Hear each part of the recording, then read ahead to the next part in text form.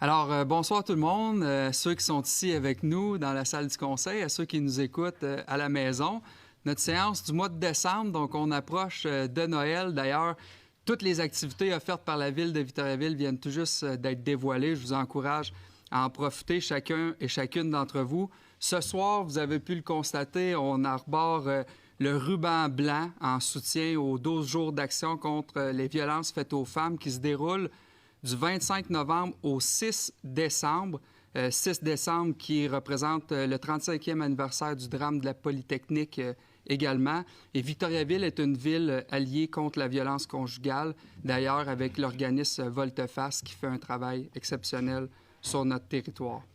On a ce soir aussi une célébration importante qu'on veut faire avec vous. C'est dans le cadre de la Journée internationale des personnes handicapées qui aura lieu demain. Et ce soir, nous remettons les prix Victoriaville Ville inclusive 2024. La Ville de Victoriaville accorde, vous le savez, une grande importance à la création d'un milieu de vie inclusif pour tous les citoyennes et citoyens. Et afin de reconnaître et de célébrer les efforts inlassables de nos partenaires locaux en matière d'accessibilité des services sur notre territoire, nous sommes réunis ce soir pour la 18e édition des prix Victoriaville Ville inclusive. Et pour en faire la cérémonie, je cède la parole à Mme Chantal Moreau, conseillère, et M. Patrick Paulin, conseiller, également membre du comité consultatif de la politique d'accessibilité universelle de Victoriaville. À vous la parole. Alors, bonsoir à tous. Donc, pour une 18e année consécutive, la Ville de Victoriaville, en étroite collaboration avec le comité de politique d'accessibilité universelle, a le privilège de remettre ce soir ces prestigieux prix d'accessibilité. Cette distinction vise à concrètement saluer les initiatives exemplaires d'individus, d'entreprises, d'organismes du milieu qui contribuent à améliorer la qualité de vie des personnes en situation de handicap. Ce soir, nous aurons le privilège et le plaisir d'honorer 7 récipiendaires qui se sont démarqués par leur dévouement et leur engagement exceptionnel. J'invite donc maintenant mon collègue, Patrick Paulin, à prendre la parole et à présenter le prix d'excellence cette année. Merci Chantal. Bien chers tous, c'est vraiment un privilège de présenter le premier prix qui est le prix d'excellence Victoriaville, Ville inclusive. Et vous allez en convenir avec moi que le projet qui reçoit ce prix incarne les valeurs d'inclusion, les valeurs de coopération, de persévérance et de bienveillance qui sont chères à notre municipalité depuis la nuit des temps, mais particulièrement depuis 1999, l'adoption de la politique d'accessibilité universelle.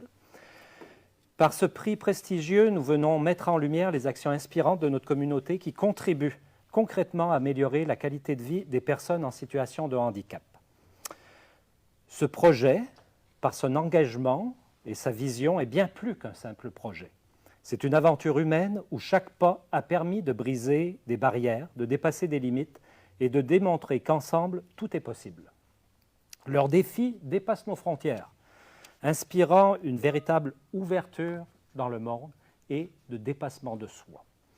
Je vous demande d'accueillir les protagonistes de ce projet, récipiendaires de notre prix Excellence pour la Diagonale des Fous inclusifs, et j'appelle M. Frédéric Michaud, Mme Louise Desserre et Samuel Saucier.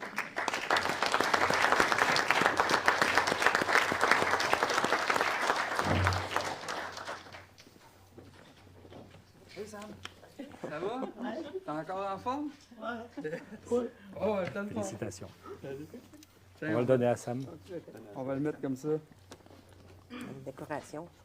Tiens, on va le baisser un peu pour pas que tu l'aies dans la face. On regarde ici. Je vais vous laisser le tenir. Là. À mon tour. Parfait. Félicitations pour votre exploit. C'est vraiment exceptionnel. Bravo. Bravo à ceux qui l'ont accompagné, oui, ceux qui l'ont poussé. Merci. Salut. Merci, Mme Bravo. Merci. Bravo.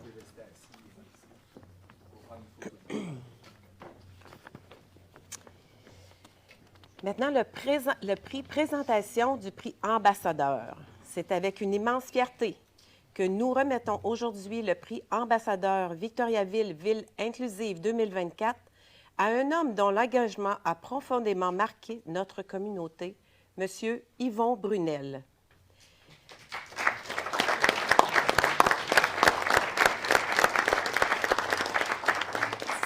Cette distinction reconnaît les efforts exceptionnels d'une personnalité qui, année après année, a travaillé sans relâche pour soutenir les services destinés aux personnes en situation de handicap de notre région. Monsieur Brunel, votre implication de longue date au sein du regroupement d'organismes pour personnes handicapées, d'Handicap Action Autonomie Bois-Franc, et vos nombreuses heures consacrées au transport adapté avec Roulibus témoignent d'un dévouement exemplaire et d'une vision profondément humaine. Grâce à vos initiatives, vous avez permis à de nombreuses personnes de gagner en autonomie et de s'intégrer pleinement à notre société. Vous avez également contribué à la mise en place d'un service de transport adapté, durable, répondant aux besoins essentiels de notre communauté. Votre parcours incarne la détermination, le respect et une volonté indéflectible de placer l'humain au centre de vos actions. Vous êtes non seulement un ambassadeur de l'inclusion, mais aussi une source d'inspiration et de fierté pour Victoriaville. Au nom de la Ville de Victoriaville et de ses citoyens, nous vous exprimons notre plus profonde gratitude pour votre contribution extraordinaire.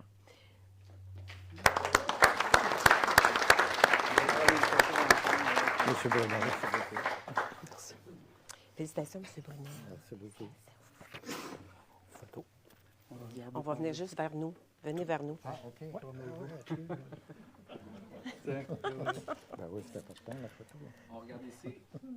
Vous me regardez ici maintenant? Parfait. Félicitations. Merci beaucoup.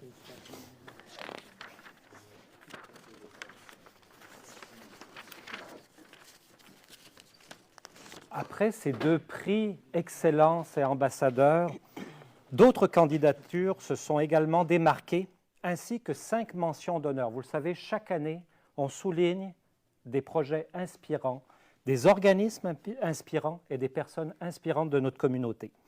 La première mention d'honneur est remise à un organisme que j'aime beaucoup en plus, qui se démarque par son engagement exceptionnel envers l'intégration des personnes handicapées au travail. L'organisme, je vois la directrice et son équipe, le support que vous connaissez tous, le support à Victoriaville. Votre travail incarne les valeurs d'inclusion, de respect et de collaboration, en brisant les barrières des préjugés et en créant un environnement où chacun peut développer son plein potentiel. Vous ouvrez des portes qui changent des vies.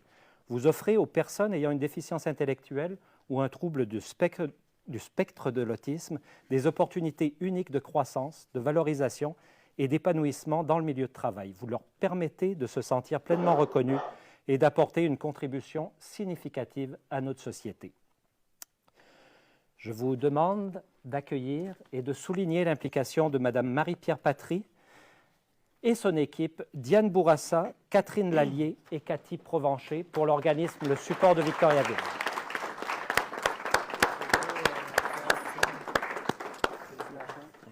Vous deviez chanter en venant. On va faire un quitter. Allez-y. On regarde ici. À quoi t'es correct?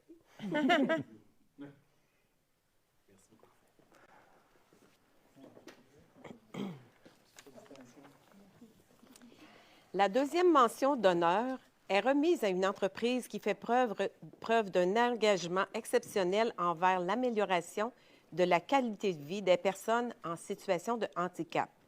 Et il s'agit de Autobus Robot. Depuis de nombreuses années, Autobus Robot se distingue par une approche client humaine et attentive. Votre écoute des besoins spécifiques, combinée à votre soutien pour les déplacements à l'extérieur et auprès d'équipements adaptés, comme les remorques pour aide à la mobilité, illustre parfaitement votre dévouement et votre sens de l'innovation au service de l'inclusion. Votre philosophie d'entreprise centrée sur l'humain et le professionnalisme bienveillant de votre personnel sont des forces inestimables. Vous démontrez chaque jour que des services accessibles et inclusifs peuvent transformer des vies et offrir à chacun l'autonomie et la mobilité nécessaires pour participer pleinement à la société. J'invite donc M. Pierre-Jean Bourassa à recevoir cette mention d'honneur. Félicitations.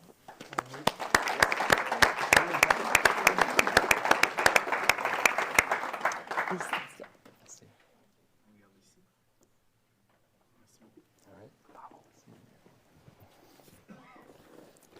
Troisième mention d'honneur est remise à une entreprise qui se distingue par son engagement concret envers l'accessibilité et l'inclusion. Gestion immobilière BTO. Votre démarche proactive pour rendre accessible à la mobilité réduite les 4 commerces, Yuzu Sushi, Quentin Beauté, boutique Popavap et Peinture des Pots témoigne d'un profond respect pour les besoins de toutes et de tous. Cette attention particulière à l'accessibilité n'est pas seulement un geste d'ouverture, mais une véritable source d'inspiration pour d'autres commerçants et entreprises de notre région.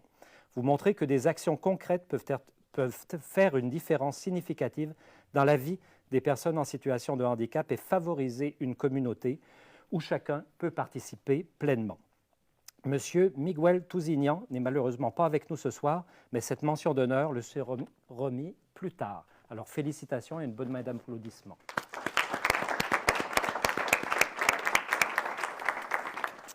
La 4e mention d'honneur de cette année est remise à une organisation qui incarne un engagement exceptionnel envers le bien-être et l'autonomie des personnes en situation de handicap.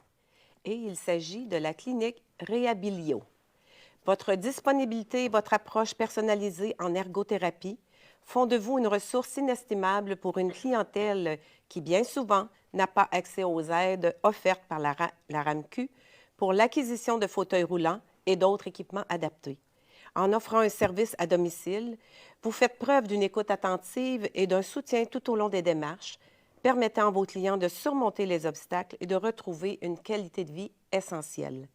Votre approche profondément humaine et votre accompagnement bienveillant sont des atouts précieux pour des personnes qui, sans vous, se retrouveraient souvent sans solution. J'invite donc Mme Sarah Gabrielle Savard et M. Frédéric Allard à recevoir cette mention d'honneur.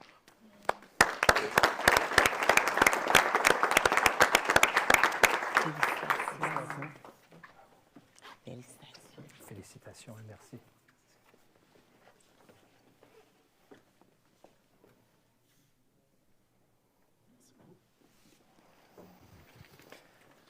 Cinquième et dernière mention d'honneur est remise à une organisation qui fait briller les valeurs d'inclusion et de créativité. Je peux même vous dire que notre maire les adore, il les a soulignés.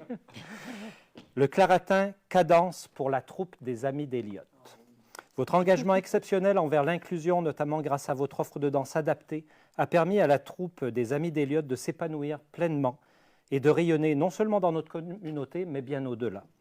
La patience et la créativité de vos professeurs, combinés à votre dévouement, ont offert à ces jeunes danseurs une expérience inoubliable, empreinte de joie, de fierté et de dépassement de soi. Votre travail est remarquable et une source d'inspiration pour nous tous. J'invite donc Mesdames Anne-Sophie Desharnais, Ophélie Houle et Ariane Bellemare à recevoir cette distinction.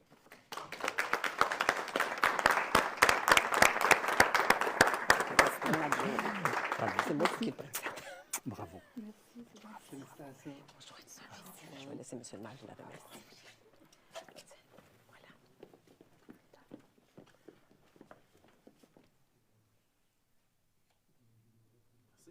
Merci beaucoup. Il y en a un autre là-bas. Il y a une autre photo là-bas. Il y a une photo là-bas. Il y a une photo là-bas.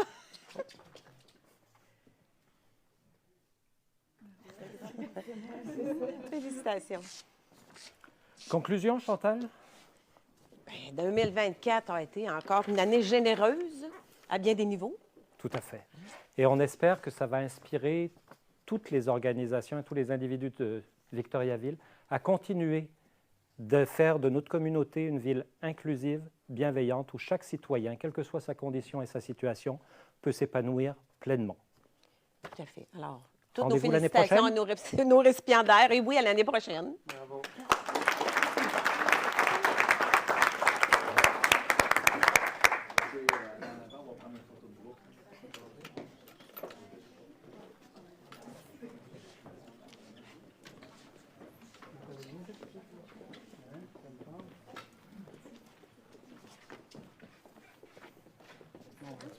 Oui, peut-être vous avancez. Groupez-vous, puis rentrez un dans groupez-vous. l'autre là, pour la photo. Là. Diane passe devant le maire. M. Brunel, non, M. Brunel, ah, ben, en tout cas, Il ne faut pas avoir peur, il faut lui dire, la notaire. Non, c'est bon. Je vais y aller. Bon, on va le laisser rentrer là, OK. C'est très militaire, ça. Vraiment prendre ta place ensuite. On regarde ici, tout le monde. 3, 2, 1. À mon tour, regardez ici, s'il vous plaît. Encore une fois. Parfait. Bravo à tous. Ah, bravo à tous. Salut, Beauté. Mais moi, est-ce que Qu'est-ce ça qu'on a? peut y arriver?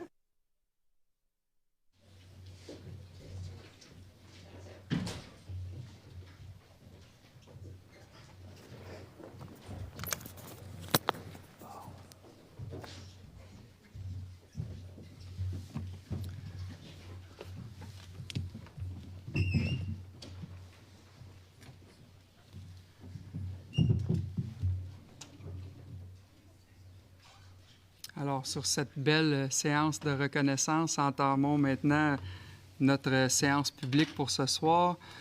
Madame la greffière, est-ce qu'il y avait des points à ajouter à l'ordre du jour? Oui, donc il y a 2 suspensions d'employés et un bail à intervenir concernant le local situé au 10 rue de l'Exposition. Parfait. Est-ce que c'était correct pour tout le monde? Michael Provencher, Chantal Moreau. Approbation du procès-verbal de la séance du 4 novembre 2024. Alexandre Côté, Yannick Poisson. Dépôt des formules de déclaration des intérêts pécuniaires des membres du conseil municipal. Donc il s'agit d'une obligation annuelle à être déposée à la séance de décembre. Merveilleux. Dépôt des certificats d'enregistrement de divers règlements d'emprunt. Donc les journées d'enregistrement ont déjà eu lieu, donc les règlements sont réputés approuvés par les personnes habiles à voter. Parfait. Dépôt du registre des déclarations de dons en vertu de la loi sur l'éthique et la déontologie en matière municipale. Donc aucune déclaration ne figure au registre. Parfait. Proclamation de la Journée internationale des personnes handicapées qui sera faite par Chantal Moreau. Oui, j'y arrive. Donnez-moi quelques secondes, sinon ça ne fonctionne pas. C'est des problèmes d'ordinateur. Patrick? Désolé, Patrick. Sur l'autre point, ça sent rien. Moi aussi, ça gèle. Bon, ben, dans ce cas-ci, je vais le faire.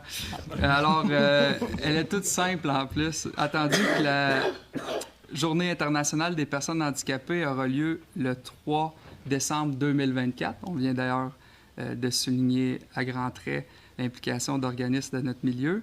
Il est résolu de proclamer le mardi 3 décembre 2024 comme étant la Journée internationale des personnes handicapées et d'inviter les citoyennes et les citoyens, peu importe leur milieu, leur rôle ou leur statut, à tout mettre en œuvre pour que les personnes handicapées, qu'elles soient jeunes, adultes ou âgées, soient incluses et respectées dans leur milieu de vie. Chantal en fait la proposition. Patrick Paulin, seconde. Liste des comptes pour le mois de novembre 2024 totalisant 24 890 065 $. Ça allait pour tout le monde. Alexandre Côté, Caroline Pilon. Autorisation d'effectuer, d'affecter ou de libérer des dépenses à être financées par les activités de fonctionnement, l'excédent de fonctionnement, les revenus de transfert et les emprunts de la municipalité. Il s'agit d'une résolution pour autoriser les dépenses pour le projet de la Serre Plus, d'augmenter la dépense pour le projet de réaménagement de l'intersection Père-Lebel, Grégoire et Campagna, une autorisation d'augmenter la dépense pour le règlement de voirie de 2024, une augmentation de la dépense pour l'avant-projet de l'agrandissement de la caserne et assujettissement administratif pour transférer des économies réalisées sur des projets qui seront fermés dans les états financiers pour 2024. James Casey, Michael Provencher.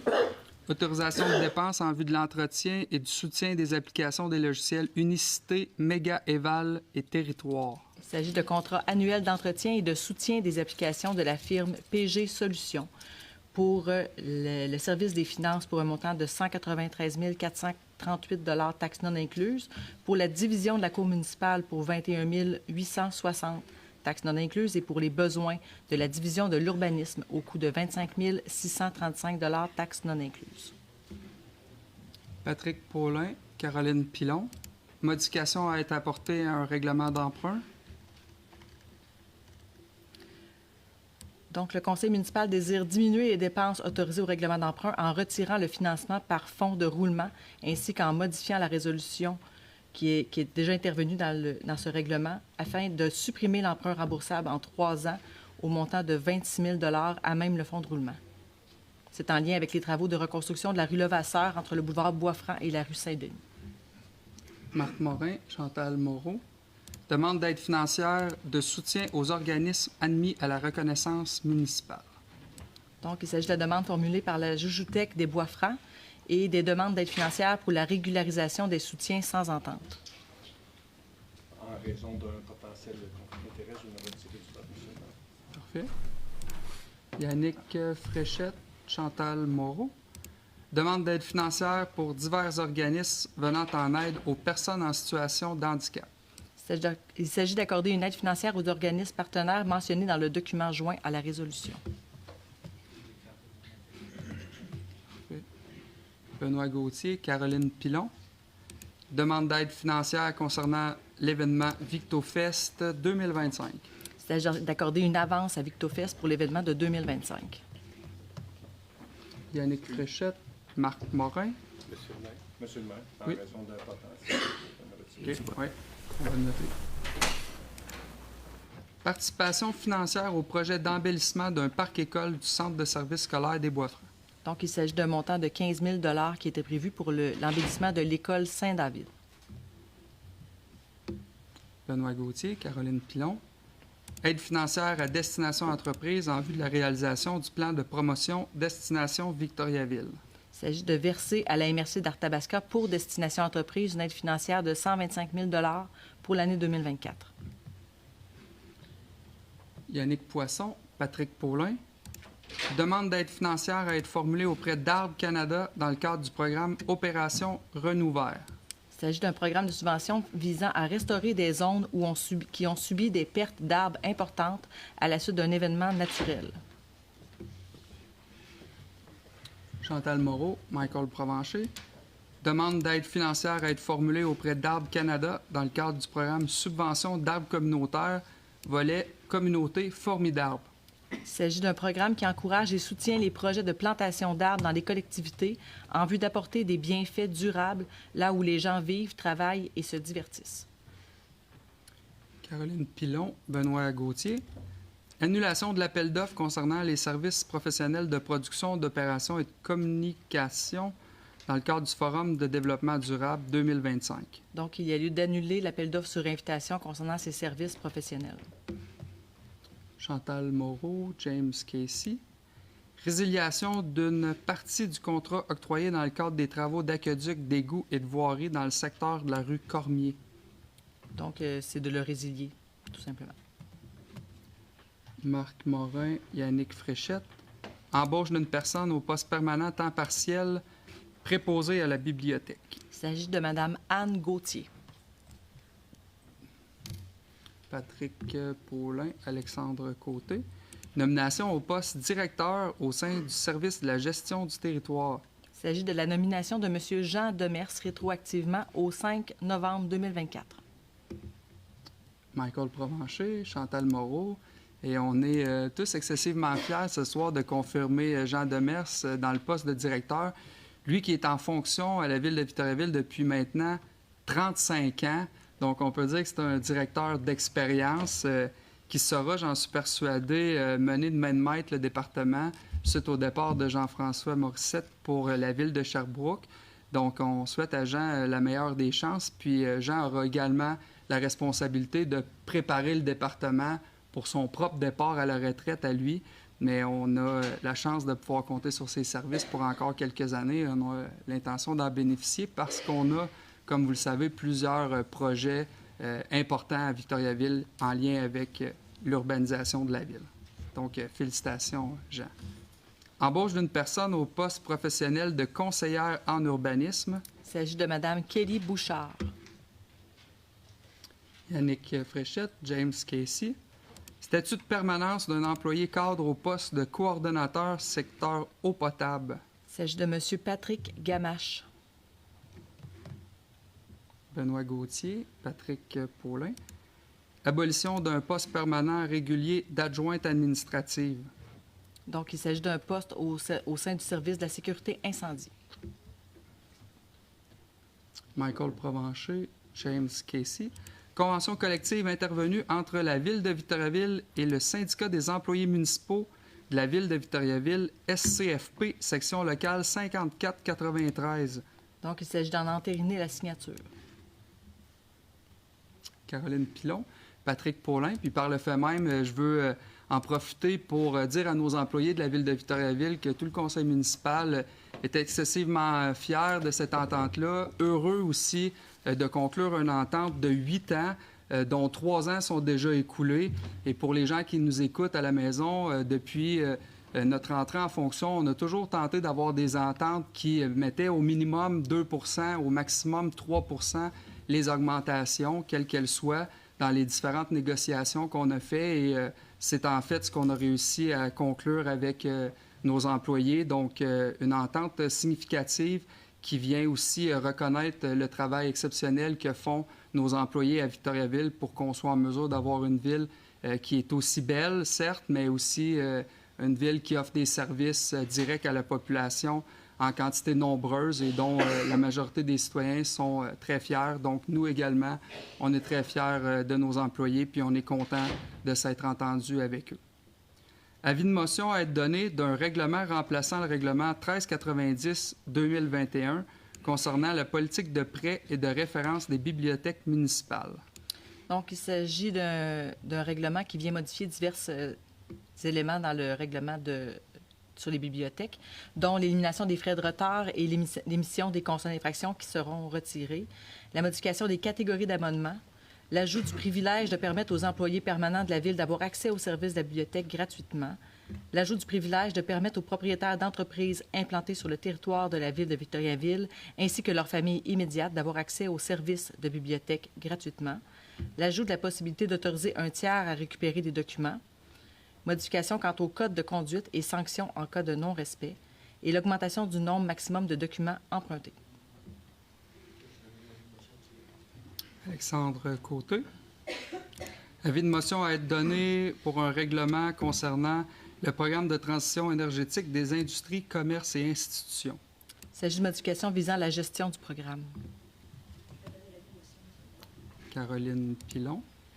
Adoption d'un règlement pour le programme d'aide financière pour la rectification des raccordements inversés. Donc, un avis de motion avait été donné à la séance du 4 novembre 2024. Marc Morin, Yannick Fréchette. Adoption d'un règlement concernant le stationnement, la sécurité et l'usage des voies publiques et des véhicules routiers.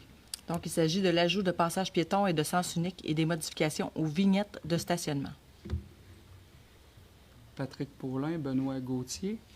Rapport du comité consultatif d'urbanisme de la Ville de Victoriaville relatif à des projets ayant trait au plan d'implantation et d'intégration architecturale. Donc, le conseil municipal accorde les demandes suivantes.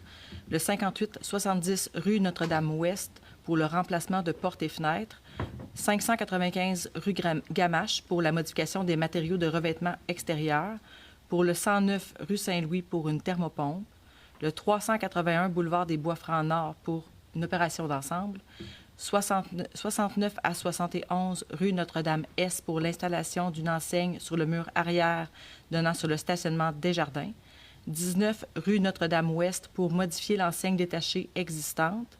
103 à 107 rue Saint-Jean-Baptiste pour remplacer le message d'une des enseignes pour le 107 rue Saint-Jean-Baptiste. 18 rue Saint-Philippe pour des rénovations extérieures. 5 rue des Éboulis pour la démolition du bâtiment principal, 309 rue Notre-Dame-Est pour le remplacement de la toiture, remplacer la tôle de la toiture par une tôle à baguette et ajout de gouttière, pour le 1071 rue Notre-Dame-Ouest pour un bâtiment à 3 étages et de plus de 6 logements pour la modification de la façade avant et aménagement de terrain, pour le 11 à 17 rue Piché pour l'agrandissement en hauteur, 80 à 86 Notre-Dame-Ouest pour reconstruire la galerie et un escalier en cour latérale droite, 61 à 67 rue Romulus pour le stationnement et des escaliers, et le conseil municipal refuse la demande suivante, soit pour le 309 rue Notre-Dame-Est pour le remplacement des colonnes. Parfait. Caroline Pilon, Benoît Gauthier. Adoption d'une résolution concernant un projet particulier d'urbanisme pour un immeuble situé au 660 rue Notre-Dame-Ouest. Donc, il s'agit d'un projet qui consiste à autoriser sur l'immeuble situé au 660 rue Notre-Dame-Ouest un commerce de vente de machinerie agricole et industrielle. Donc, attendu qu'aucune demande d'approbation référendaire n'a été reçue, la résolution est adoptée. James Casey. Yannick Fréchette. Recommandation du Comité des transports visant à interdire le stationnement sur une partie de la rue Curé-Suzor. Il s'agit d'une interdiction en tout temps sur une partie de cette rue aux endroits suivants. Donc, du côté pair, à partir de la rue Girouard en direction de la rue Martin, sur une distance d'environ 200 mètres, et côté impair, à partir de la rue Girouard en direction de la rue Martin, sur une distance d'environ 170 mètres. Caroline Pilon, Patrick Paulin. Recommandation du Comité des transports visant à interdire le stationnement sur une partie de la rue Piché. Donc, il s'agit de l'interdire en tout temps côté pair à partir de la rue Gagné en direction du boulevard Jutras-Est sur une distance d'environ 40 mètres. Yannick Fréchette, Chantal Moreau.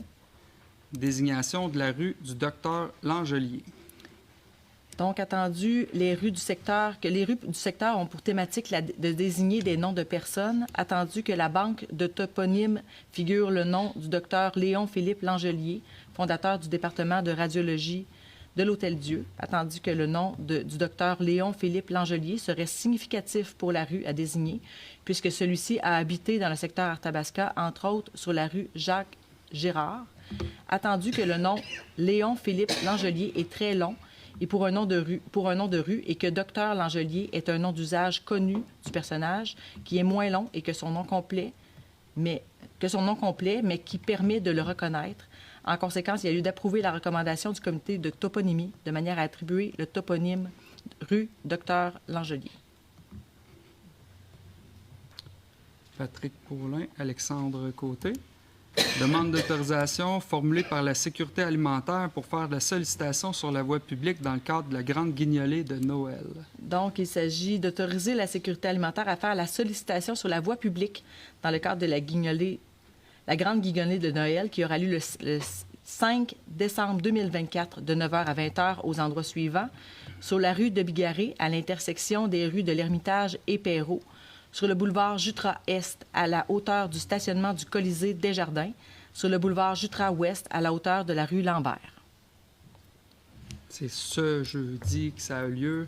L'organisme vise 150 000 en collecte cette année, donc on invite toute la population à être très généreuse. Puis l'équipe de la ville, composée d'élus et de membres du personnel, sera au coin de Bigarré de Perrault jeudi en soirée, si vous voulez passer à cette intersection-là. Chantal Moreau, Yannick Fréchette. Nomination de 2 membres au sein du Conseil de l'Ordre victorien. Il s'agit de procéder à la nomination de Mme Danielle Croteau et de M. Christian Reyes. Parfait. Caroline Pilon, Patrick Paulin. Demande de reconnaissance aux fins d'exemption de la taxe foncière pour l'immeuble situé au 31 rue Lactantia. Il s'agit d'une demande de l'organisme le Centre de stimulation L'Envol. Chantal Moreau, Michael Provencher. Entente à intervenir pour l'attribution par la MRC d'Arthabasca d'une aide financière pour les Jeux du Québec hiver 2028. Il s'agit d'en autoriser la signature. Chantal Moreau, James Casey. Entente de partenariat à intervenir dans le cadre du projet pilote La Serre Plus concernant le surcyclage des eaux usées industrielles. Il s'agit également d'en autoriser la signature. Alexandre Côté, Yannick Poisson. Renouvellement de l'entente de développement culturel pour 2025-2027. Donc, il s'agit d'autoriser Mme Danielle Croteau, coordonnatrice Art et Culture, à déposer une demande au gouvernement du Québec pour une entente de développement culturel pour les années 2025, 2026 et 2027. d'identifier et de réaliser les actions qui y seront inscrites en harmonie avec les objectifs du plan d'action de Victoriaville en matière de développement culturel. James Casey, Chantal Moreau. Adoption de la démarche en gestion des actifs municipaux en eau. Donc, il s'agit que la Ville de Victoriaville s'engage à élaborer et mettre en œuvre un PGA en eau, un plan de gestion, le A me revient plus, des actifs en eau. Donc, afin d'optimiser la gestion de ces actifs municipaux et de transmettre au ministère des Affaires municipales et de l'Habitation, au plus tard le 31 décembre 2026, le sommaire de ce plan ainsi que les informations requises pour ce dernier. Parfait. Patrick Paulin, Benoît Gauthier. Suspension d'un employé. Ça va? Chantal Moreau, Michael Provencher. Suspension d'un autre employé. James Casey, Yannick Fréchette. Ça va, Marc? Ben, intervenir avec la compagnie 94 18 50 30 Québec Inc., qui est plus spécifiquement le local skate park au 10 rue de l'Exposition.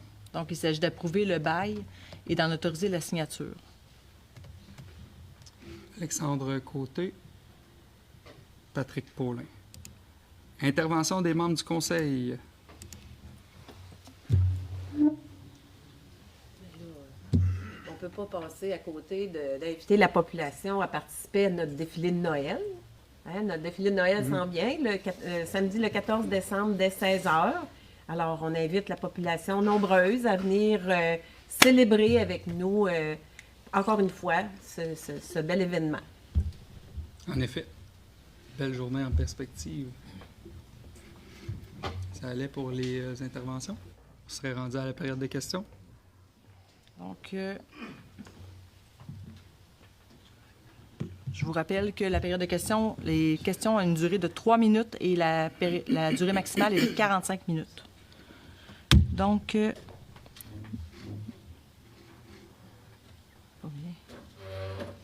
Madame Marion, je ne vois pas le maire. Okay. Désolée. Mais moi, j'ai une question toute simple sur... je sais qu'il y a pas mal d'immeubles qui vont être construits sur la rue Notre-Dame-Ouest. Et là, je me posais la question, je crois qu'il y a 84 logements, là où il y avait l'ancien magasin de lumière. Il y a 2 autres bâtiments qui sont en cours de construction.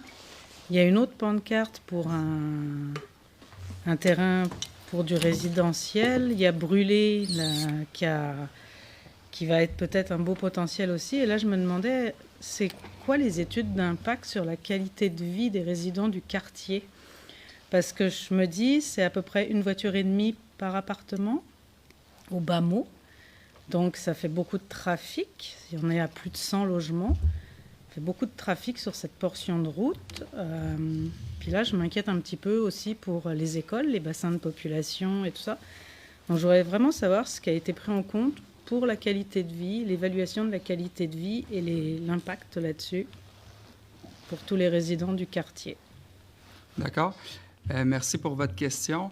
En fait, il y a quelques années, toute une étude d'urbanisation de la ville de Victoriaville et d'identification de différents secteurs qui étaient plus propices au développement résidentiel.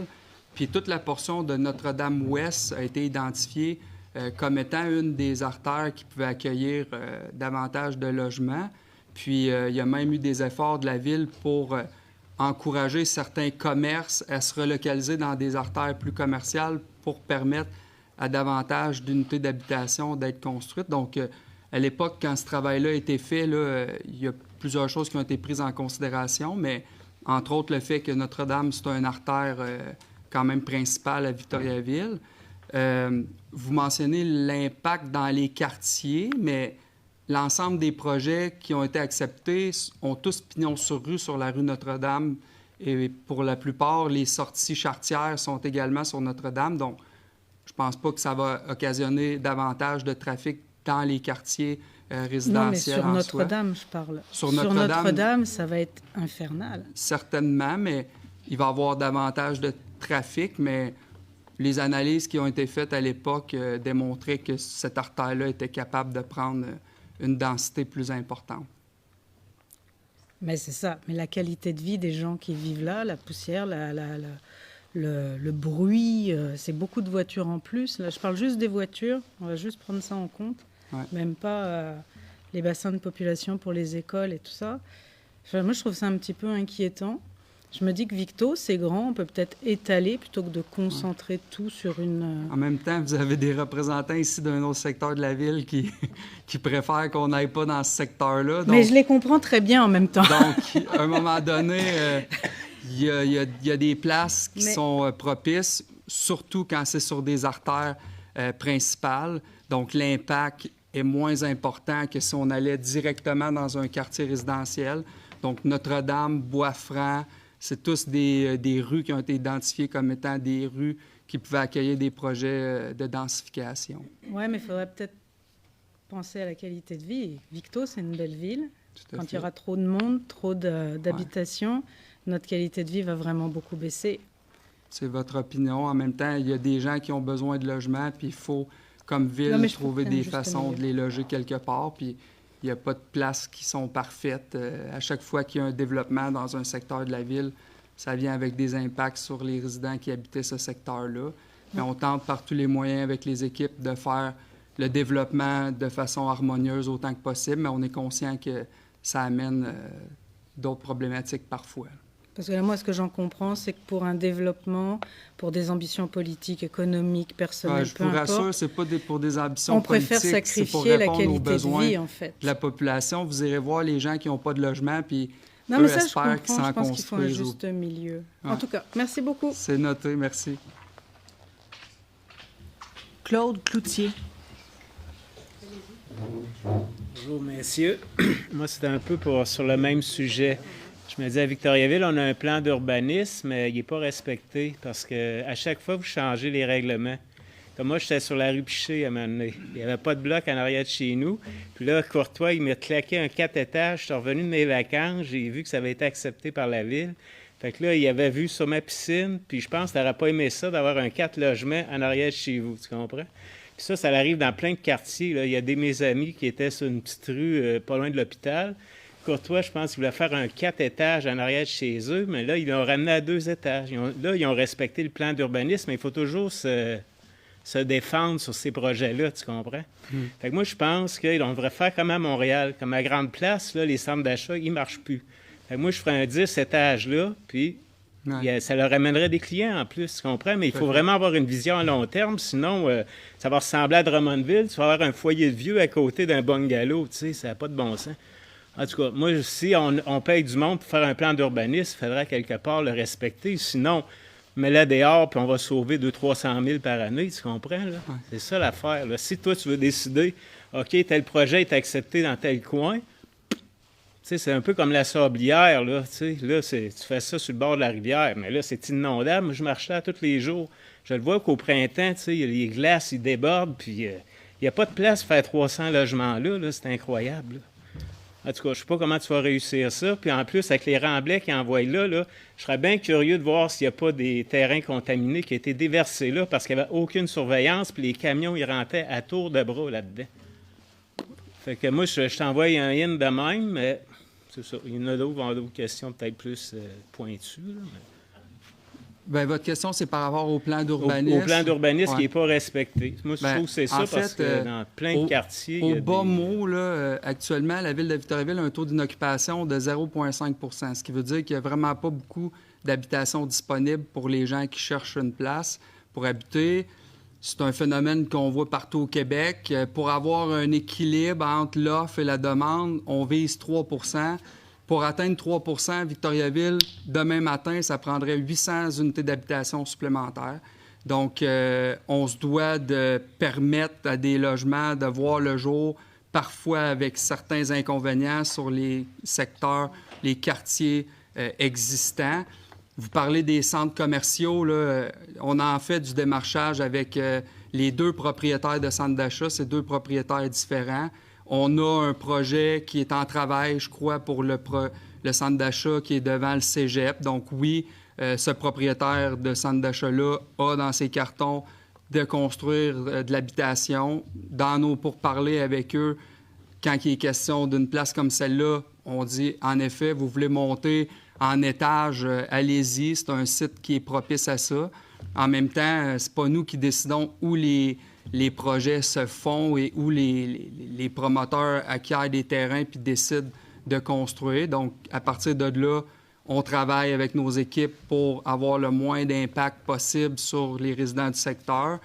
Parfois, c'est en demandant une escalade des étages. Donc, tu vas voir 4 étages sur le bord de l'artère principale, puis ça va baisser à 3 plus proche du quartier pour que, justement, la personne qui habite dans le quartier n'ait pas un 4 étages, mais un 3. Il y a différentes techniques qui sont utilisées par nos équipes là, pour amoindrir l'impact. Mais c'est sûr qu'il y a toujours un impact, puis ça, bien, on en est conscient, puis ça fait partie de la nouvelle réalité dans laquelle on se doit d'opérer. Historiquement, la ville se développait à coup de dézonage agricole, puis on pouvait faire des quartiers, puis on évitait de cette façon-là de devoir construire des unités en hauteur. Maintenant, on n'a plus le droit de faire ça. C'est pas nous qui avons décidé de ces règles-là. C'est le ministère des Affaires municipales, puis c'est le resserrement des règles en lien avec la protection du territoire agricole. Donc là, on est circonscrit dans notre périmètre urbain, puis on doit autoriser et construire beaucoup d'habitations pour répondre aux besoins à l'intérieur de notre périmètre existant. Donc là, on y va un peu comme je vous l'ai mentionné avec les analyses de nos équipes sur les artères principales en se disant, bien, c'est des artères principales. On sait déjà d'emblée que c'est des artères qui sont là pour accueillir une plus grande densité. Puis par le fait même, bien, ça a moins d'impact sur les quartiers résidentiels avoisinants. Mais c'est sûr que celui qui est juste à côté dans le quartier résidentiel, bien là, lui, il y a possibilité qu'il y ait un bâtiment qui se lève en face de chez eux. On essaie d'amoindrir ça, mais tu sais, si on fait juste 2 étages au lieu de 4, bien, on crée 12 logements au lieu de 24, puis en ce moment, il en manque 700. Fait que, tu sais, des fois, on permet qu'ils s'en construisent davantage, sachant que ça peut avoir un impact sur les résidents limitrophes, là. Puis pour en revenir à la Sablière, là, il n'y a pas eu de... Bien, comment je pourrais dire ça? Le gouvernement du Québec se posait faire un rapport hydrologique pour les inondations, là. Mais il n'est pas fait pour Victoriaville, je pense. En tout cas, c'est ce que j'ai su la semaine passée, hein. Fait que là, t'es pas mieux d'attendre d'avoir ce rapport-là avant de permettre de construire dans ce coin-là? Bien, en fait, advenant que les zones inondables là, auxquelles vous faites référence changent suite aux nouvelles orientations du ministère, s'il y avait une portion de construction qui était prévue dans ces zones-là, il n'y aura pas le droit de construire, là. Donc, ça n'empêche pas, là. C'est sûr que les règles du ministère vont être applicables à quelconque projet voyait le jour sur le site de la Sablière. Parce qu'à Montréal, ils ont bien des problèmes, en tout cas, pour s'assurer, ceux qui sont proches du fleuve, là, parce qu'ils ont tous changé les zones. Fait que ça, ça pourrait être une problématique qui pourrait arriver là aussi, là. En tout cas, moi, je pense que j'attendrai pour voir. C'était ma question. Julie Morin.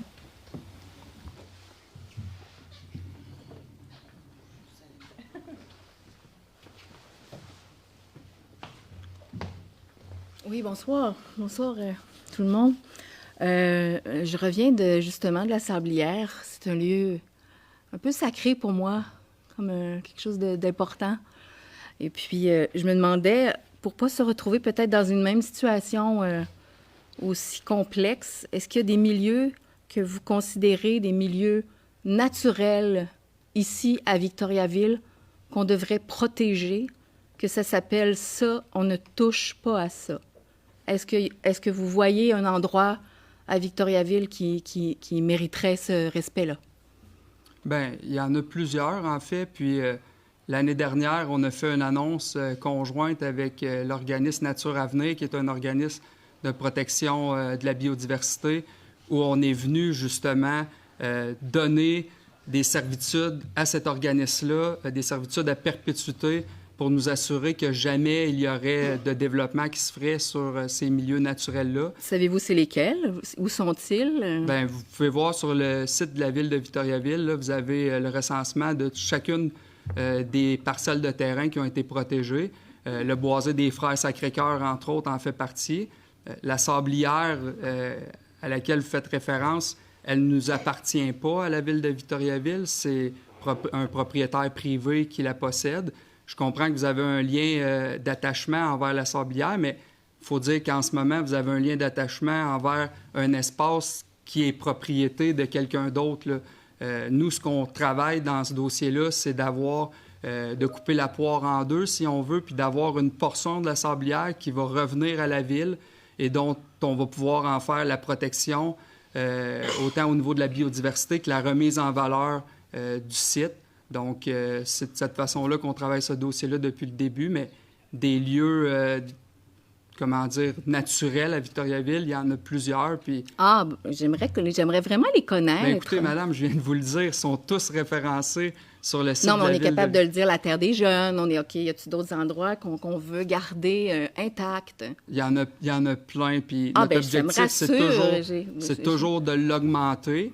Puis notre façon de faire à Victoriaville pour augmenter le nombre d'aires protégées, bien, c'est de travailler avec des propriétaires de terrain qu'on juge avoir une valeur environnementale plus importante pour qu'ils nous cèdent ces terrains-là, pour que par la suite, on puisse faire une alliance avec des organismes de protection puis qu'on puisse les protéger à perpétuité.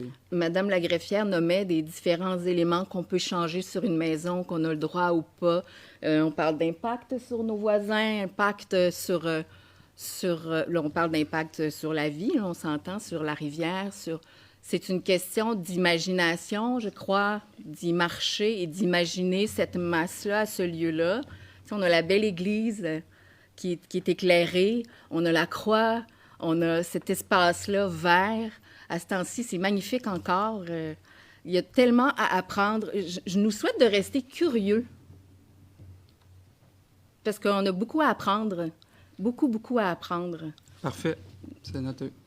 D'une passion ou d'une autre, puis c'est un projet que je ne comprends pas. Je vous remercie énormément de votre écoute. Merci. Merci. Frédéric Boyer.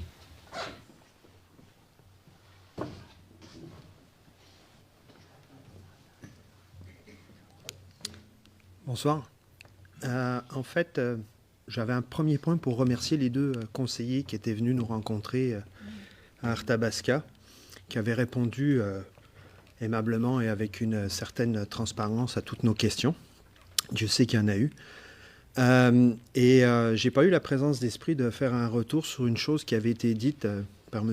Michael Provencher, qui, à la suggestion des gens qui étaient là, que la ville fasse l'acquisition de ce lieu-là, la Sablière, donc, je parle, pour en faire une aire protégée, comme le suggérait la précédente personne. Puis on nous parlait de, ça coûte très cher d'acquérir ce terrain-là, et puis d'autres, parce qu'il y en a d'autres qui suivraient. La question que je me posais, c'est, on a vu dernièrement un rappel par rapport à la Terre des Jeunes. Et je me demandais, quand on évoque l'état des finances de la ville de Victo pour faire l'acquisition de la Sablière, quel était l'état des finances de la ville au moment de la création de Terre des Jeunes? J'imagine que vous ne pourrez pas me répondre là, parce que c'est une question peut-être un petit peu ciblée dans le temps. Mais j'aimerais ça que le conseil de ville ou des conseillers nous reviennent là-dessus. Puis je me demande si finalement, c'est un peu comme tout projet d'ambition et de vision, il n'y a jamais de bon moment. Ça prend juste un moment de se jeter à l'eau et puis d'y croire. Donc je veux juste adresser, ma question concernait l'état des finances, mais je veux juste adresser cette volonté qu'on ait un conseil et un conseil de ville qui soit aussi ambitieux que celui de l'époque où Terre des Jeunes a été créée. Voilà. C'était la seule intervention. Je ne peux pas vous répondre quant à l'état des finances de la ville à ce moment-là, mais on pourra regarder là, sans problème. Parfait, merci. Comme ce qu'on peut dire, ça a été un don. Terre des Jeunes a été donné à la ville. Okay. Un peu comme le boisé des frères, exactement, aussi. Il a été donné, vous dites? C'était un don de M. Hamel, parce qu'il est propriétaire. Alors, on va souhaiter à M. Binette d'avoir la même générosité. Bien, c'est ce qu'on travaille, non pas pour l'ensemble du terrain, parce qu'il n'y a pas d'intérêt à nous céder gratuitement l'ensemble du terrain, mais la moitié du terrain. Ça a été notre façon de travailler le dossier depuis le tout début, c'est d'obtenir en don du propriétaire la portion sud, puis de permettre un certain projet de construction sur la portion nord.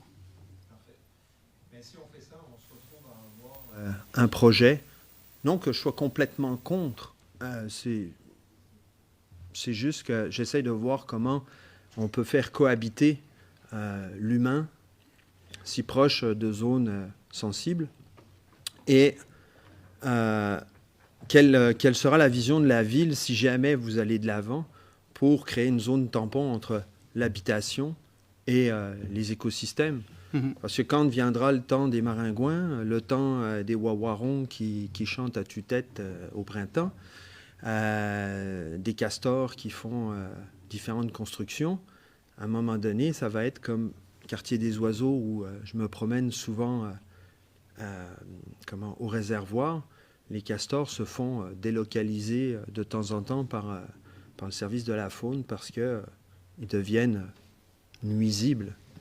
Donc, j'espère que vous allez être sensible à ça. Je tiens à vous rassurer, déjà la Ville est en action. Dans les dernières semaines, l'organisme de protection Canard illimité, qui est probablement le plus important organisme de protection en Amérique du Nord, s'est déplacé sur les lieux de la Sablière, plus précisément sur le terrain dont on deviendrait propriétaire, pour nous présenter un plan de conservation, de remise en valeur des milieux naturels. Et la Ville de Victoriaville a bien l'intention de mettre en œuvre ces recommandations-là. Donc, soyez sans crainte que la préservation, la mise en valeur, la protection du milieu naturel qui se situe plus près de la rivière, c'est notre objectif depuis le départ. Puis c'est de cette façon-là qu'on aborde le projet, parce qu'on pense que d'une façon, on va obtenir le terrain en don, comme il a été fait pour le Parc Taille des Jeunes à l'époque. Puis ça va nous permettre après de le protéger à perpétuité, ce sur quoi on n'a aucun contrôle si le propriétaire actuel demeure propriétaire de l'ensemble du terrain. Je ne pense pas qu'il va aller investir dans la préservation, la mise en valeur ou même l'amélioration de la biodiversité de ce secteur-là, chose que nous, on va pouvoir faire puis qui est important. Puis on juge que on aura fait un gain dans ce dossier-là, même s'il y a un projet qui se construit sur la portion nord du terrain. Merci pour votre réponse. Ça fait plaisir. Gilles Labrosse.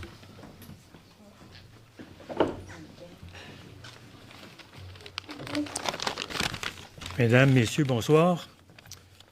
Il y a 2 ans, près de 2 ans, soit le 19 décembre 2022, la COP 15, qui réunissait les gouvernements de 188 pays à Montréal, se concluait par un accord historique par lequel tous les pays signataires s'engageaient à lutter contre la perte de biodiversité, à restaurer les écosystèmes, à protéger les droits des populations autochtones, à stopper et à inverser la perte de la nature, notamment en mettant sous protection 30% des écosystèmes dégradés d'ici 2030. Le gouvernement du Canada a signé cet accord. Le gouvernement québécois, lui aussi, s'est engagé à protéger 30% de notre territoire dans l'ensemble du Québec d'ici 2030. Dans quelques jours, on ne sera plus qu'à 5 ans de l'échéance de l'immense espoir qu'a suscité au niveau mondial cet engagement historique pour pallier à la crise mondiale de la biodiversité. Je rappelle, comme tantôt M. le maire le fait, parce que je m'en rappelle moi aussi, qu'en octobre 23, notre M. le maire a annoncé la protection de 60 hectares, donc un peu moins de 1% de notre territoire total. Comme l'administration municipale actuelle répète souvent qu'elle est un leader du développement durable. J'aimerais savoir si c'est savoir à combien de pourcentage le territoire de Victo est-il actuellement protégé? Parce que le 30 que l'ONU, auquel on est arrivé à l'ONU avec 188 pays, c'est pour que la vie continue sur la Terre. Donc, c'est le respect du vivant. Alors, ma question, mon premier petit A, c'était combien le pourcentage qu'on est rendu à Victo? C'est quoi les plans de municipalité pour être à la hauteur des engagements qui ont pris par les autres paliers du gouvernement, au niveau fédéral puis au niveau provincial? Et pour terminer, évidemment, la protection de la sablière, d'Arthabasca et son écosystème complet, est-ce que ça offre pas une excellente occasion de se rapprocher ici à Victo des objectifs qui sont fixés mondialement, puis auxquels on pourrait nous autres prétendre aussi à Victoriaville? Voilà. Monsieur Labrosse, j'ai moi-même participé aux consultations du gouvernement du Québec en lien avec l'objectif de protection de 30 du territoire, en compagnie de plusieurs organismes de protection et d'intervenants du milieu de l'environnement. Ça s'est déroulé à Québec. Puis s'il y a un constat qui émanait de toutes ces tables rondes-là qui avaient lieu cette journée-là, c'est que le fameux 30 de protection ne devait pas se faire à l'échelle des municipalités locales. Ça devait être une planification sur l'ensemble du territoire québécois pour s'assurer d'avoir les meilleurs corridors de connectivité pour la faune, la flore, puis inévitablement le meilleur 30 qui serait protégé. C'est très difficile de demander à une ville, voire même à une MRC, comme Victoriaville ou la MRC d'Arthabasca, où l'on a 60 du territoire qui est agricole à Victoriaville, puis on en a 95 qui est agricole à l'échelle de la MRC, de protéger 30 du territoire. Si on protège 30 du territoire, on fait quoi? On dit à des cultivateurs que leur terre, ils ne peuvent plus la cultiver parce qu'on vient de la protéger? Ou à Victoriaville, il reste juste 40 qui est urbanisé. On vient faire quoi? Dans le 40 qui reste, on en protège 30 C'est impossible à Victoriaville ou dans la MRC d'Arthabasca de protéger 30 du territoire. Donc, la référence à laquelle vous faites mention sur la protection de 30 du territoire québécois, il est actuellement analysé par le gouvernement du Québec. Il est déjà en avancement parce qu'il y a déjà des terres qui ont été achetées par le gouvernement du Québec. Il y a des offres qui ont été faites à des propriétaires pour protéger leur terrain. Mais ce qu'on fait au niveau municipal, ça contribuera assurément pas en grande proportion aux 30 québécois, voire même on ne réussira pas à protéger 30 de notre territoire à Victoriaville.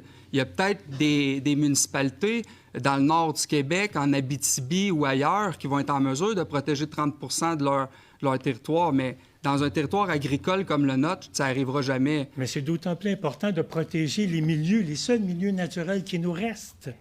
Voilà, donc, ça, donc c'est la important. ville de Victoriaville, Et ça, premièrement. M. Labrosse, et deuxièmement, c'est aussi le fait que vous référez à quelque chose où le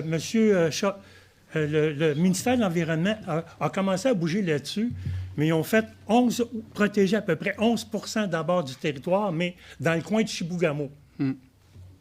Hein? Alors, c'est pas, il reste du vivant dans ce coin-là, mais c'est moins intéressant que ce qui reste dans le sud qui n'est pas encore protégé. Ça, c'est important. Cette superficie-là, qui est la sablière d'Arthabasca, il y a beaucoup, c'est très riche au niveau. Puis il y a une étude d'ailleurs en 2014 de la ville de Victoriaville, faite par des firmes de biologistes professionnels, qui disait comment tout ce qui entoure la sablière, parce que la sablière était déjà, disons, assez affectée par tous les remblais puis les voyages de terre qu'il y avait eu là, mais qui montrait comment c'était avec un haut potentiel au niveau de la diversité puis de la richesse de la biodiversité. C'est une étude de 250 pages. D'accord. Comme c'est dommage. Merci.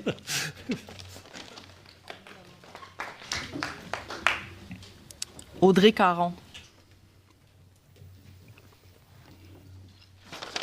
Bonsoir. Puisque nous avons désormais que la Ville n'a commandé aucune étude indépendante pour connaître l'impact du projet Havre-Sacré-Cœur sur les milieux environnants. Je viens ici ce soir pour demander si c'est possible de le faire avant de prendre une décision sur le projet.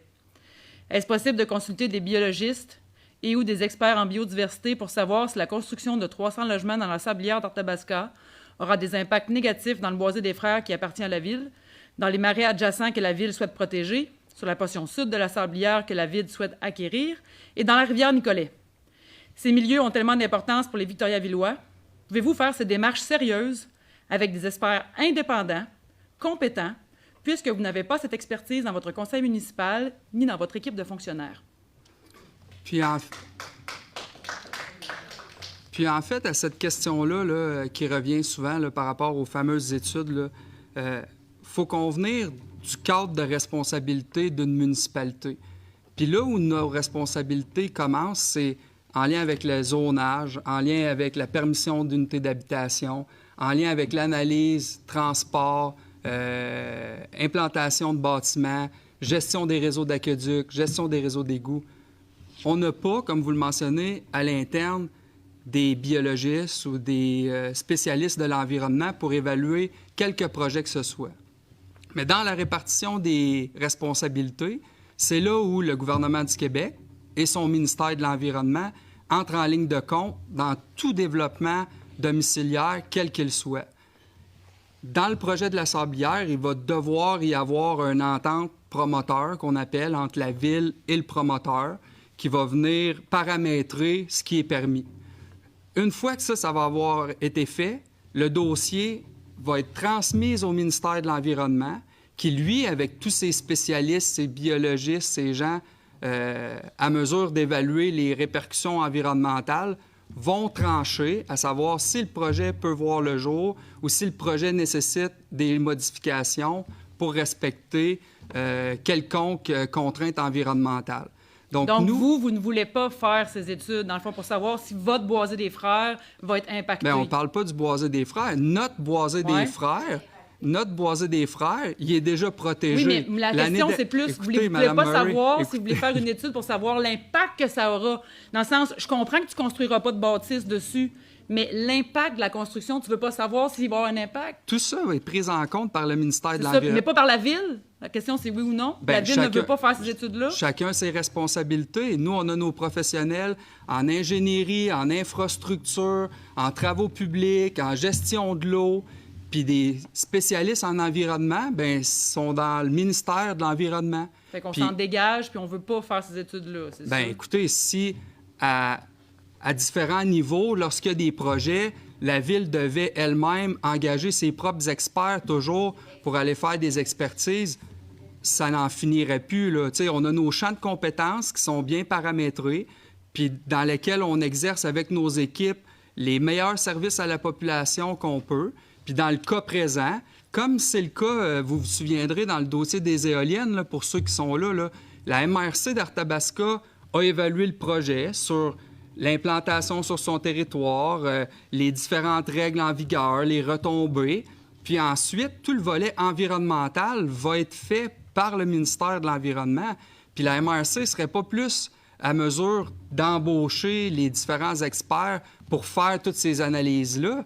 Puis ce serait du dédoublement parce que le ministère de l'Environnement va le faire.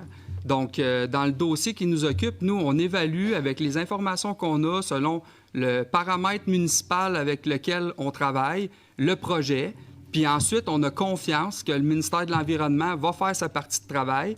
Puis s'il y a des modifications à apporter au projet ou des compensations ou des réajustements dans la mise en œuvre du projet, bien, ils vont être faits. Puis le promoteur va devoir s'y conformer, sinon quoi, il n'y aura pas son autorisation de construire. Très bien. En terminant, finalement, est-ce que le promoteur peut construire jusqu'au bord de la rivière Nicolet? Vous avez eu un mois pour regarder les cartes, donc la réponse, c'est quoi? Non, il ne peut pas. OK. Il y a toute une zone inondable, il y a une zone humide. On a souvent parlé de la zone humide qui pouvait être compensable, la zone inondable qui ne peut pas l'être. C'est bien de le rectifier, M. le maire, parce que vous avez dit depuis le début que vous voulez protéger la zone au sud, parce que s'il voulait, il pourrait construire jusqu'au bord de la rivière. Vous l'avez dit souvent. Donc, en fait, ce que vous voulez protéger, c'est la section que le promoteur ne veut pas, parce qu'elle est inondable, puis il ne peut pas construire dessus de toute façon. C'est un peu ça. Comme je vous mentionnais tout à l'heure, déjà, on est allé sur le terrain avec l'organisme Canard Illimité, qui est un organisme de préservation, puis eux voient un potentiel de remise en valeur de ce secteur-là. Il y a des choses qui peuvent être faites qui vont améliorer la protection de l'environnement dans toute cette bande-là. Il y a des espèces envahissantes aussi. On parle toujours là, des bienfaits de la protection, là, mais il y a des espèces envahissantes qui ne sont pas traitées, puis qu'on va avoir un plan pour les traiter. Puis on pense que en étant propriétaire nous-mêmes de ce terrain-là, bien, on va être en mesure de mieux le protéger, de mieux le remettre en valeur s'il se peut, avec les experts avec lesquels on va être en mesure de travailler. Mais vous n'avez pas d'experts en biologie, par contre, fait que ça va être difficile de travailler avec... Mais c'est correct, merci, vous avez répondu à ma question, je vais laisser ma place. Je viens de mentionner notre entente avec Nature Avenir, que vous connaissez déjà, puis notre entente à venir avec Canard Illimité. Nature Avenir, c'est l'organisme de protection de notre région. Puis Canard Illimité, c'est l'organisme de protection du Canada au complet. Donc, je pense qu'on a quand même des bons partenaires avec lesquels on travaille.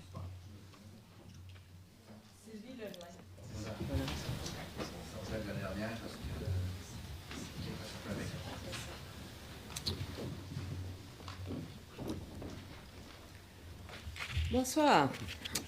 Comme vous le savez, certains y ont fait référence tout à l'heure. Lundi soir dernier, s'est tenue à notre demande une assemblée citoyenne avec messieurs Provencher et Casey, que je remercie encore d'ailleurs de leur présence. Lors de cette assemblée citoyenne à laquelle justement environ 45 citoyens et citoyens ont pris part, il y a un consensus qui s'est dégagé assez clairement, en fait très clairement, puisque c'est unanimement que ceux et celles qui ont pris la parole se sont prononcés contre le projet de Binette Construction dans la sablière d'Arthabasca. Au contraire, en fait, l'idée de protéger la sablière et même de la restaurer pour en faire un parc nature, dont Victoriaville serait fière, ultimement, a continué à faire son petit bonhomme de chemin. Et je vous rappelle d'ailleurs que c'était là ce qui était demandé par la pétition de près de 1400 noms environ, là, qui a été déposée en septembre, donc il y a déjà quelques mois. J'ai donc 4 questions en lien avec ça. Depuis lors, donc depuis la pétition déposée en septembre, est-ce que le Conseil de ville a tenu une discussion sérieuse sur la possibilité de créer effectivement un parc nature dans l'écosystème formé par le Boisé, la rivière Nicolette, les marais adjacents et la sablière? Est-ce que vous avez pris le temps de regarder l'ensemble du dossier, voir si c'était quelque chose d'envisageable? Première question. Deuxième, je les pose en bloc, puis vous pourrez me répondre après. Pourquoi n'avoir pas déposé un projet en ce sens auprès du gouvernement du Québec cet automne, puisque le gouvernement du Québec a lancé un appel de projet pour des aires protégées dans le sud, il ne s'agit pas du nord du Québec, là, dans le sud de la province, et qu'il y a 400 projets, lisait-on dans plusieurs articles dans Radio-Canada, qui ont été soumis. Alors, pourquoi la Ville n'en a pas profité pour soumettre un projet d'aire protégée, comme d'ailleurs mon collègue Gilles en parlait tantôt, parce que ça aurait pu effectivement nous permettre peut-être pas d'atteindre le 30 %, mais au moins de contribuer à notre juste part à faire en sorte que la province finisse par atteindre le 30 %.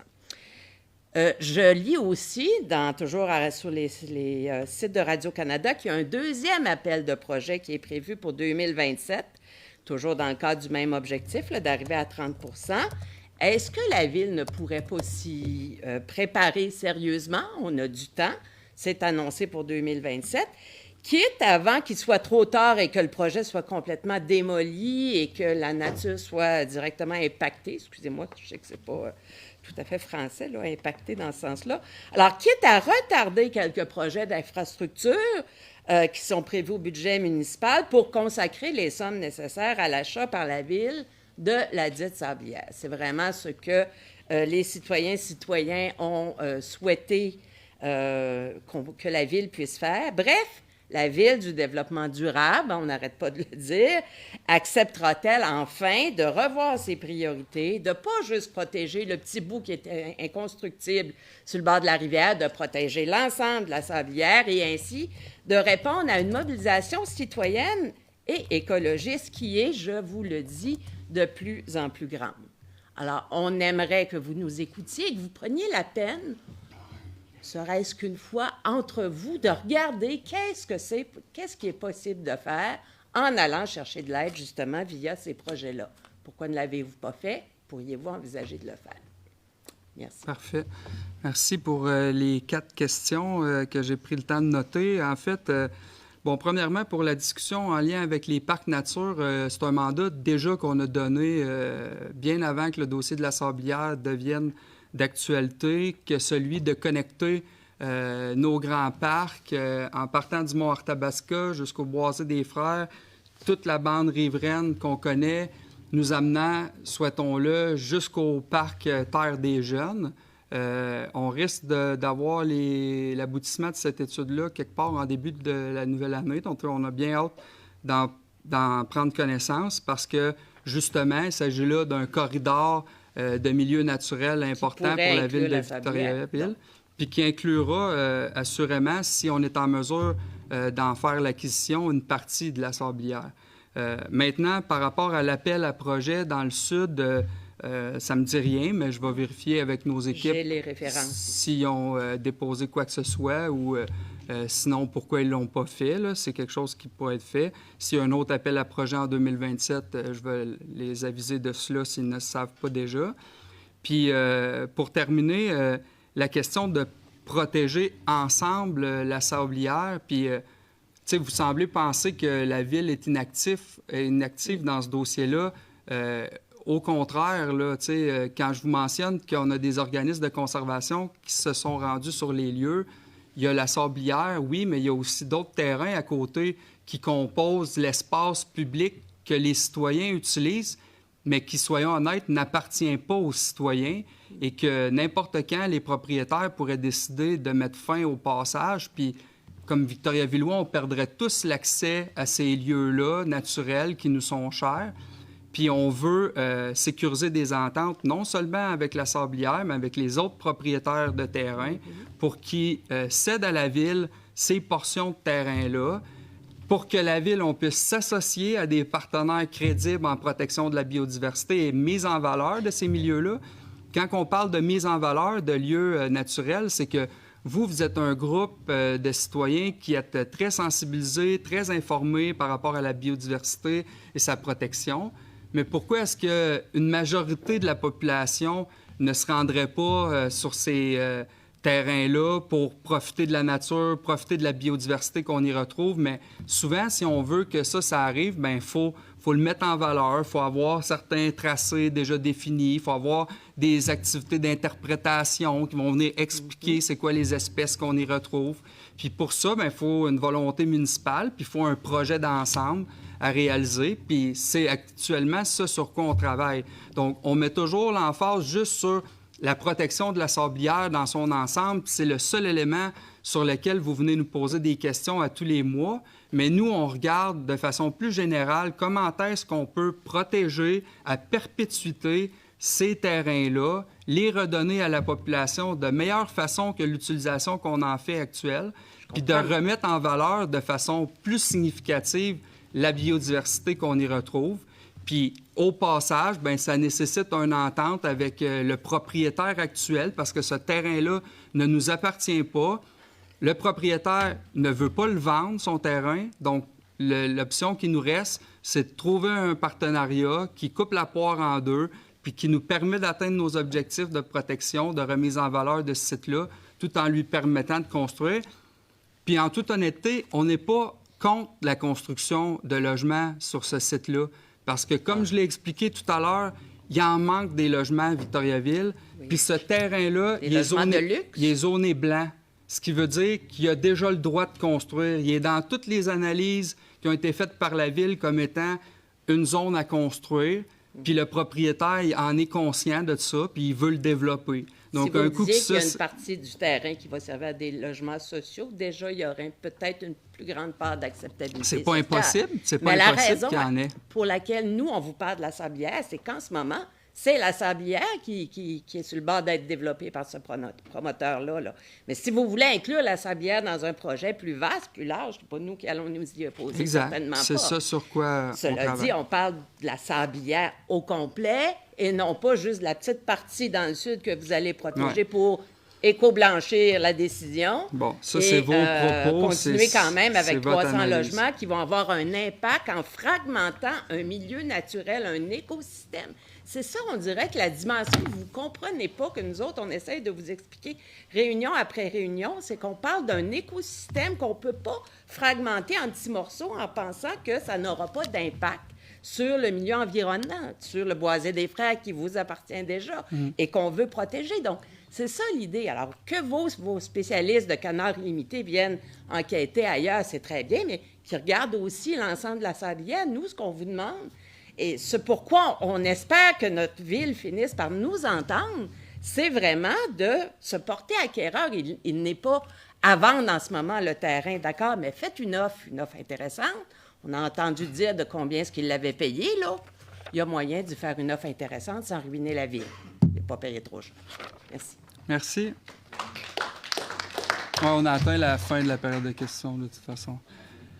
Alors, je vous remercie pour votre présence, les questions que vous nous avez rapportées. On a atteint la limite de la période de questions. J'étais le premier à lever, monsieur le maire. Je comprends, mais le premier à laisser mon nom désolé. sur la liste. Mais les gens se déplacent pour Il va... poser des questions. Oui, mais vous vous déplacez de mois en mois aux séances d'information également.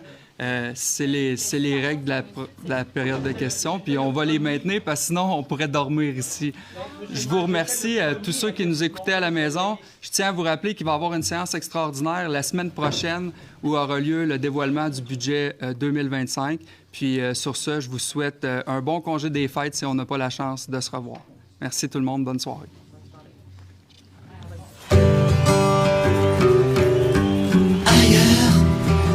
C'est peut-être ici, va savoir.